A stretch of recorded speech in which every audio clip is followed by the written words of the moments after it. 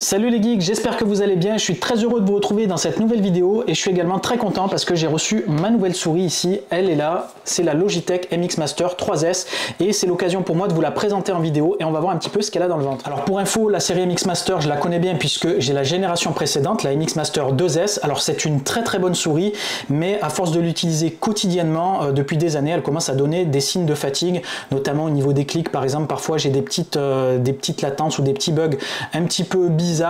Je pense qu'aussi c'est probablement lié peut-être à la crasse, mais je me sens pas de tout dépoussiérer tout ça. Et puis bon, comme je suis un bon gros geek, comme vous l'avez compris, je suis passé sur la nouvelle série tout simplement.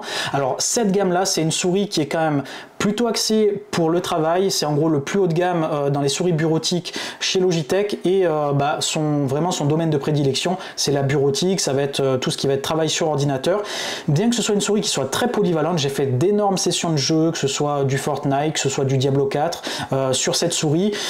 Globalement vous aurez quand même de meilleures performances je pense sur des souris spéciales gaming où vous aurez du coup des boutons peut-être plus personnalisables, une meilleure réactivité au niveau des mouvements, mais globalement elle sait tout faire et surtout elle excelle donc dans la bureautique. Et pourquoi? Par sa forme en fait, tout simplement elle est très ergonomique et du coup vous aurez un confort quand même assez optimal et du coup vous aurez plus de douleur ici ou ici si jamais vous en aviez. C'est vraiment une très bonne souris pour ça. Moi je la recommande en tout cas pour tous ceux qui veulent par exemple coder, hein. Moi c'est ce que je fais quasiment quotidiennement, ceux qui sont tout le temps sur l'ordinateur. C'est une très bonne souris.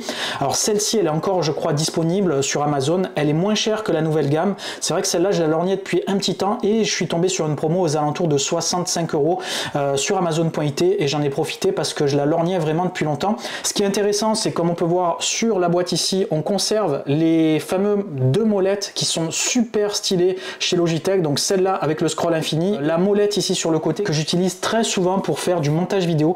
Bref, vous l'avez compris, je suis très content de cette gamme-là chez Logitech. Alors, du coup, au programme de la vidéo, on va faire un petit unboxing sympa de la souris. Ensuite, je vous la présenterai un petit peu en images, en détail, voir un petit peu ce que contenait la boîte et ensuite on partira directement sur l'ordinateur pour voir la suite logicielle, qu'est-ce qu'on peut paramétrer, optimiser et bien sûr en conclusion je vous donnerai mon avis final sur cette souris, savoir si ça vaut le coup de partir sur la nouvelle génération ou de partir sur l'ancienne génération. Bref, je vous dirai tout ce que j'en ai pensé, mais avant ça, si jamais vous tombez sur cette vidéo un petit peu par hasard ou que vous découvrez la chaîne, n'hésitez pas à vous rendre sur celle-ci, je vous mets un petit extrait des vidéos que je propose, je suis sûr qu'il y a des vidéos qui vont vous plaire, j'en ai fait pas mal sur des thématiques vraiment variées mais toujours axées un petit peu sur l'univers des geeks. Sur cette chaîne, vous allez découvrir des tutoriels, des trucs et astuces, on va parler jeux vidéo, cinéma, il y a également d'autres découvertes de produits que cette souris, bref, il y en a pour tous les goûts. Moi, je suis un passionné et l'idée, c'est de créer une communauté à la cool où on se prend pas la tête et on est déjà un peu plus de 3000 sur la chaîne et chaque semaine, ça grossit, donc n'hésitez pas à grossir les rangs, à faire en sorte qu'on soit une grosse communauté où on puisse partager nos passions comme ça avec plaisir. Également, si cette vidéo, ça vous plaît, n'hésitez pas à mettre un max de likes, ça soutient mon travail et ça me fera énormément plaisir également. Allez, il est temps de partir sur l'unboxing de la Logitech MX Master 3S, c'est parti!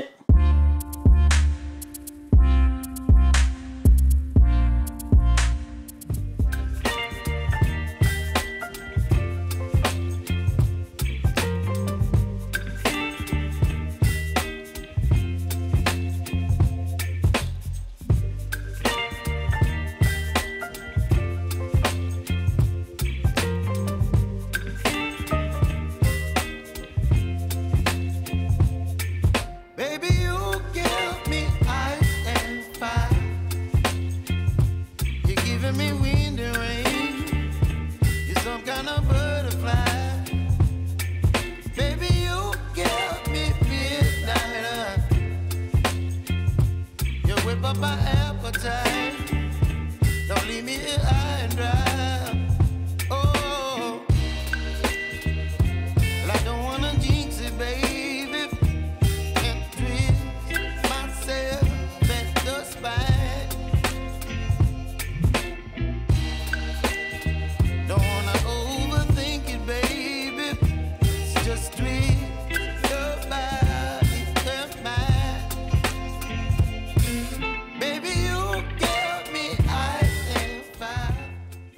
Allez, on va faire le tour du propriétaire maintenant qu'elle est déballée. Alors ici, je vous ai mis à côté la MX2S et là ici, donc c'est la MX3S et on va les comparer un petit peu pour voir un petit peu les différences. Alors la première chose, moi, qui me saute aux yeux ici, c'est le matériau qui est utilisé ici qui est beaucoup plus mou, beaucoup plus moelleux et caoutchouteux par rapport à celui-là qui est plus rigide.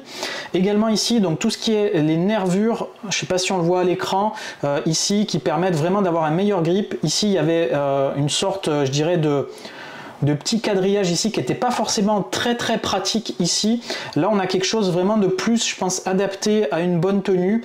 Bref, côté prise en main, je pense que ça sera plutôt cool. Alors au niveau du design, en gros on reprend les mêmes codes que la précédente. Par contre, on a quelque chose de beaucoup plus sobre. Ici, par exemple, l'aspect un petit peu métal, il est beaucoup plus discret et beaucoup moins prononcé. Donc c'est moins joli et moins esthétique, je trouve. Elle est beaucoup plus discrète, elle fait plus cheap quelque part que celle-ci qui était vraiment, je dirais, très fini ici en doré. Je trouvais ça plutôt joli. Vous voyez, je ne sais pas si on voit, mais là on a quelque chose de quand même beaucoup plus discret. Donc c'est un petit peu dommage, mais bon, c'est pas très grave non plus. Là ici, également ce qui saute aux yeux, c'est les roulettes qui sont toutes en métal, donc que ce soit la latérale ou la centrale. Alors à voir ce que ça va donner avec le temps et l'oxydation, mais au niveau nettoyage, je pense que ça sera quand même plus simple. Ici, elles étaient tout simplement avec du caoutchouc, et comme vous voyez, elle est dégueulasse. Bref, c'est pas forcément très pratique après à nettoyer.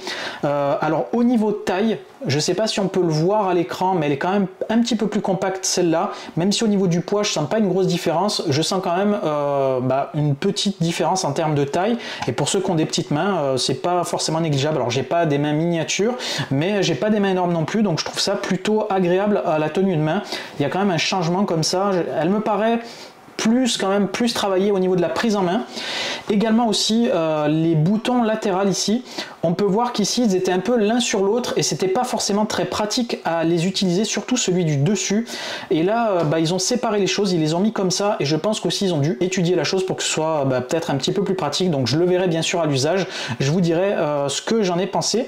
Et là donc sur la partie du dessous, donc là on se retrouve bien comme d'habitude avec notre prise ici, seulement on est sur de l'USB-C ici, alors qu'ici on est sur de l'USB 2, donc avec l'ancien format. Donc voilà, tout simplement on va pouvoir avoir tous nos périphériques avec les mêmes connectiques à force, et ça c'est quand même plutôt pratique. Alors je vais décoller ça, on va voir un petit peu ce qu'on a sur le dessous.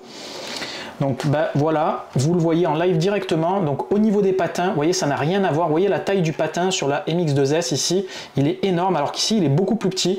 Donc il y a quand même moins de, je dirais, de surface d'accrochage, donc ça va peut-être être un petit peu plus fluide à l'utilisation. On a toujours les 3 positions ici, donc pour pouvoir switcher d'appareil. Voilà, mais sur le côté du dessous, il n'y a pas grand chose à en redire, c'est un petit peu pareil. Là ici, donc on a les classiques câbles de Logitech, comme on a l'habitude avec le petit scratch. Et ici, donc on a la petite clé comme ça qui permet de faire de l'Unify avec le clavier et tous les périphériques Logitech que vous avez qui permettent de fonctionner avec ce petit dongle. Bien sûr, cette souris aussi est compatible Bluetooth, donc vous pourrez aussi la connecter sans avoir le dongle. Ça va fonctionner à peu près de la même manière.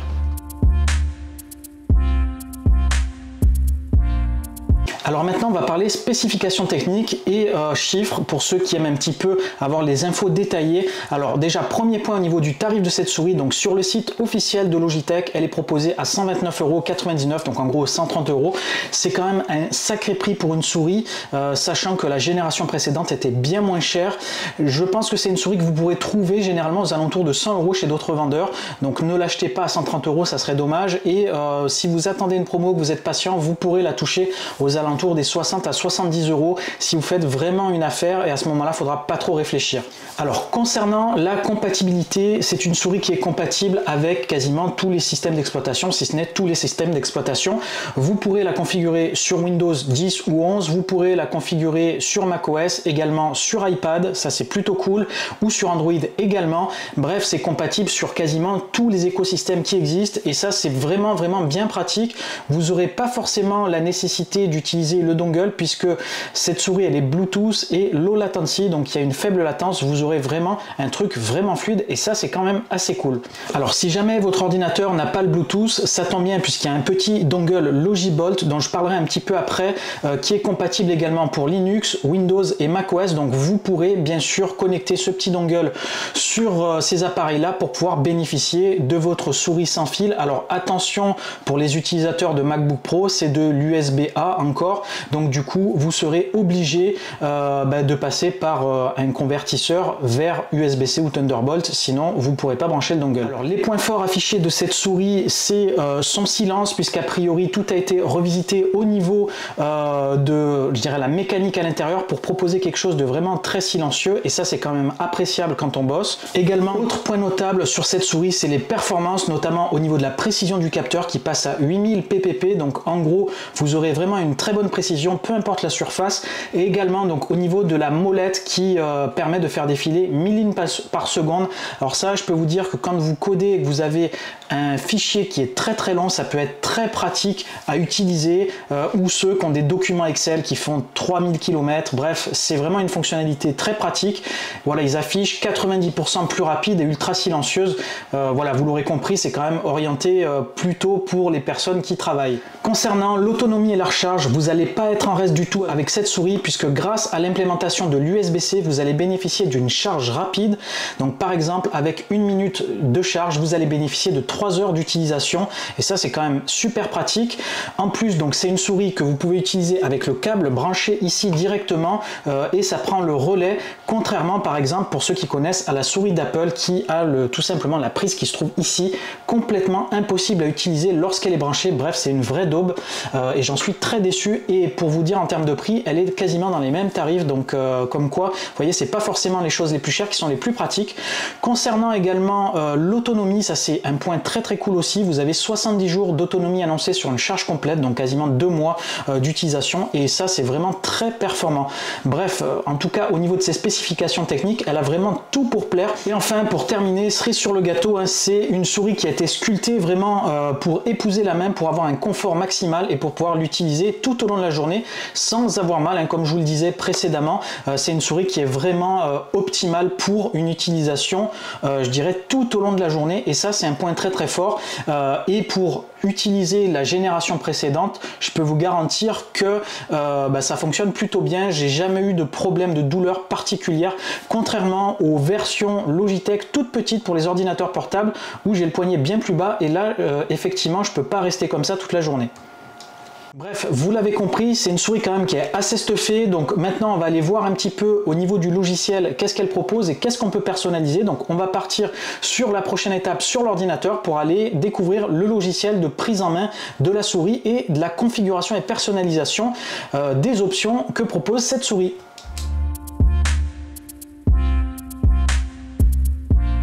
Avant de partir sur l'ordinateur, on va d'abord connecter la souris, et pour ça je vais utiliser le petit dongle qui était fourni avec. Donc ça c'est le dongle Logibot. Alors il y a une petite différence par rapport à l'ancien que vous connaissiez peut-être qui était l'Unify. En gros, il y a des nouveautés à l'intérieur, notamment en termes de sécurité et de performance. Alors ce petit dongle, en gros, la latence elle est beaucoup plus réduite par rapport à la version précédente. Du coup vous allez avoir une meilleure réactivité, il y aura certainement plus de portée également, mais surtout il y aura une plus grande sécurité. Et je peux vous garantir que ça c'est bon à prendre, parce que comme vous le savez peut-être, avec l'intermédiaire par exemple de certains appareils comme par exemple le Flipper Zero, on peut pirater des périphériques comme ça à distance, et certains arrivent à se faire pirater les souris. Alors ça n'arrivait pas peut-être sur les modèles un petit peu récents, mais sur des modèles un petit peu anciens ou des modèles Wish, il y a des gens qui arrivent carrément à capturer ce qui se passe au niveau de la souris et même à prendre le contrôle, et ça c'est quand même assez flippant. Du coup ils ont mis en place une procédure un petit peu plus compliquée. D'ailleurs l'appairage est assez relou, mais pour ça il est quand même assez efficace. Alors par contre, déception, mon clavier MXK Plus ici n'est pas compatible avec Logibolt, alors qu'il est quand même assez récent. Je pense qu'ils ont dû certainement sortir une version encore revisitée avec une compatibilité Logibolt, puisque impossible de l'appairer d'après mes tests. Donc sachez-le, si vous avez ce clavier, il va falloir conserver quand même ce dongle supplémentaire ou le connecter en Bluetooth. Allez, il est temps de partir sur l'ordinateur, let's go! Voilà, donc on est devant le logiciel Logi Option Plus, donc c'est Voilà, c'est le nom exact Logioption Plus, donc vous pourrez le trouver sur le site de Logitech et c'est le logiciel qui permet de gérer, d'ajouter des périphériques. Alors deux options à vous, hein. Soit vous utilisez l'appairage en Bluetooth directement, donc vous restez appuyé, vous faites une synchronisation Bluetooth puisqu'elle est compatible Bluetooth, soit vous passez directement par le dongle. Alors moi je préfère, là sur cet ordinateur là en tout cas, passer par le dongle et ça sera quand même plus pratique. Alors je vais le brancher directement, hop. Allez, on va maintenant lancer l'appairage de la souris. Ici, il m'a détecté automatiquement donc le récepteur Logibolt, donc qui est un MX Master 3S. Là ici, donc on va faire un appui long sur le bouton connecté ici pendant 3 secondes. Donc là ici, on peut voir que ça clignote. Donc je vais faire se connecter. Et là, on va devoir faire une succession de clics pour pouvoir l'appairer. Donc clic gauche, clic droite. Donc ça c'est des protocoles de sécurité hein, pour éviter de se faire en gros pirater la souris, puisque ça arrive, croyez-moi que c'est des choses un petit peu récentes, mais ça arrive de se faire pirater sa souris. Donc du coup il y a toute une suite de sécurité pour bien être connecté avec le bon périphérique. Donc hop, je vais suivre les instructions. Voilà, et voilà, elle est appairée. Donc ça fonctionne nickel. Donc j'attends que ça se termine. Voilà. Donc c'est terminé, donc maintenant on va voir un petit peu les configurations du périphérique, qu'est-ce qu'on peut faire avec cette souris. Alors maintenant on va passer à la première configuration de la souris. Alors il y a une suite comme ça d'étapes à suivre où il y a des explicatifs et également des possibilités de personnalisation. Alors la première chose qu'on peut personnaliser ici, et ce qui est plutôt cool, c'est d'activer en gros la portée du capteur 8K PPP. Donc concrètement c'est pour améliorer la précision et la vitesse de la souris. En l'activant vous aurez vraiment des précisions intéressantes, surtout si vous avez des écrans haute résolution, donc du 4K ou du 8K. Ça peut être très intéressant pour avoir une souris qui bouge un petit peu plus vite. Ça sera également pratique pour faire du gaming certainement, pour avoir des meilleures précisions. Et quand vous voulez faire un headshot, ça doit être bien pratique. Donc ensuite, ici, c'est au niveau de tout ce qui va être molette centrale donc, et mode de défilement. Ensuite ici, vous pouvez aussi changer le mode au niveau de la roulette latérale. Donc vous pouvez soit faire un défilement horizontal, soit faire des zooms avant-arrière, volume plus, moins, bref, c'est vous qui voyez. Moi j'ai l'habitude de l'utiliser en défilement horizontal, donc je ne vais pas changer ce réglage. Alors là ici, bouton retour suivant, donc là pareil, je le laisse en bouton retour, mais si vous voulez, vous pouvez faire un copier. Ça peut être super pratique selon votre façon de travailler, vous pouvez gagner en productivité. Là ici, bouton avance, donc coller forcément, un copier-coller ou avance retour. Donc moi c'est le mode que j'utilise. Ensuite ici, donc dessous, donc c'est la partie easy to switch. Donc ça c'est ce que, enfin easy switch pardon. Là c'est ce qui permet donc de changer de périphérique. Donc par exemple, moi je vais définir une position pour mon MacBook Pro qui va me permettre d'utiliser cette souris directement sur celui-là avec notamment la connexion Bluetooth. Alors finalement, en gros, voilà ce que vous allez pouvoir personnaliser sur votre souris avec Logioption Plus. Donc vous allez pouvoir bien sûr personnaliser la roulette centrale, le bouton juste au-dessus, également la roulette latérale. Vous avez les deux boutons également ici, et il y a également un bouton là-dessus. Donc vous pourrez personnaliser tout ça pour avoir des fonctionnalités un petit peu spécifiques sur votre souris. Alors ce qu'il faut savoir, c'est qu'il y a des souris qui possèdent beaucoup plus de boutons personnalisables, mais moi personnellement ça me convient pas parce qu'après on s'y perd vachement et du coup je suis sûr que je ferai pas mal d'erreurs et moi en tout cas ça m'intéresse pas. Donc si ce que vous recherchez c'est d'avoir énormément de boutons personnalisables sur votre souris, c'est peut-être pas forcément la souris qu'il vous faut. Alors ensuite au niveau des configurations possibles, ici ça va être tout ce qui va être vitesse de défilement, sens de défilement, etc. Donc tout ça, ça va se passer ici, donc vous pouvez le personnaliser, donc ça c'est quand même plutôt cool. Au niveau donc de l'appairage ici, on l'a vu tout à l'heure, mais vous avez donc l'Easy Switch qui permet de connecter plusieurs périphériques directement sur votre souris, donc notamment par exemple un MacBook Pro, un ordinateur portable, bref, vous pouvez directement configurer différents périphériques sur la souris et ça c'est très pratique. Et point à noter, elle est compatible Bluetooth, donc vous pourrez également appairer un ordinateur sous Bluetooth puisqu'on n'a pas toujours le dongle avec, et donc ça c'est plutôt cool. Alors fonctionnalité très cool que certains pourraient peut-être beaucoup aimer, c'est cette fonctionnalité qui s'appelle Logiflow qui permet tout simplement en gros de directement pouvoir utiliser la souris sur deux périphériques et pouvoir générer des actions comme ça de part et d'autre, comme par exemple à l'image, copier un fichier et aller directement le récupérer sur l'autre ordinateur avec la même souris. Ça c'est quand même plutôt cool. Alors faut bien sûr avoir le logiciel installé et configuré sur deux ordinateurs, mais c'est quand même une fonctionnalité qui est intéressante, donc c'est bien de le mentionner. Donc ensuite vous avez les classiques paramètres avec la mise à jour de firmware, etc. Donc là il n'y a rien de trop intéressant.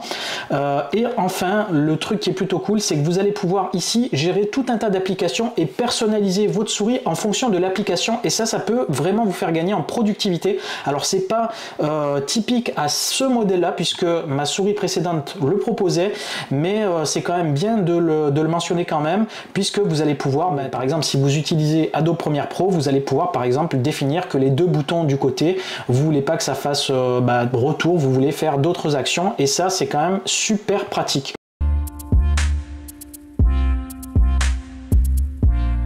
Alors il est temps maintenant pour moi de vous donner mon avis à chaud après quelques heures d'utilisation, pour vous donner un petit peu mon ressenti par rapport à la génération précédente. Alors ce que je peux vous dire clairement, c'est qu'il y a bien des différences entre ces deux générations. Elles se ressemblent, mais pour autant il y a quand même des choses qui les distinguent, hormis le prix, bien sûr, vous l'aurez compris. Alors la première chose qui saute aux yeux, c'est les performances en termes de bruit, c'est-à-dire qu'il y a une très nette amélioration au niveau du bruit des clics de la souris et de la molette. Donc du coup vous allez vous retrouver avec quelque chose de très silencieux et très agréable à utiliser au quotidien, par rapport à la génération précédente où il y avait vraiment un gros bruit de clic, clic, clic, clic. Quand je jouais par exemple à Diablo 4, c'était vraiment au bout d'un moment un petit peu saoulant. Là c'est super discret, très agréable à utiliser.